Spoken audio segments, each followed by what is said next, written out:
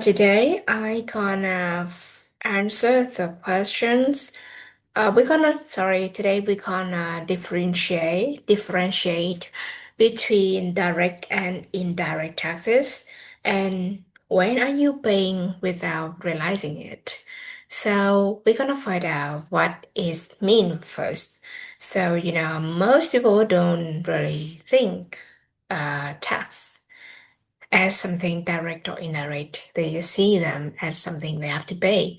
Well, it's correct in some way because when you acknowledge that you have to pay for tax, it's called direct taxes. So there's common examples include personal income tax, corporate income tax. Well, in this case, you acknowledge you paying the tax or you file or being withheld in your name, and the obligation is clearly linked to you. These taxes are typically administered by authorities. And on the other hand, indirect taxes work differently. They are collected through transactions rather than directly from income. For example, we have value added tax, excise tax, environmental protection tax. So when you buy a product or service, these taxes are usually already included in the price. The business collects tax, but you are the one who ultimately bears the cost.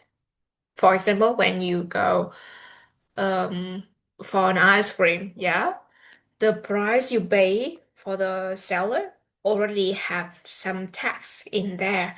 It usually value added tax, and maybe excise tax. No, I don't think it's just value added tax in the price. That would about 8 to 10%. So when you are paying without realizing it, well, every day when you're buying coffee, ordering food, shopping online, paying for services, in many of these transactions, indirect taxes are embedded in the price. Well, you don't file anything, you don't see a separate payment, but if you notice, there will be a part of tax was claimed clearly in the bills. About 8 to 10% usually you see is a value added tax in the bills, okay? But economically, you still paying tax. This is why indirect taxes are often less visible but very broad in their impact.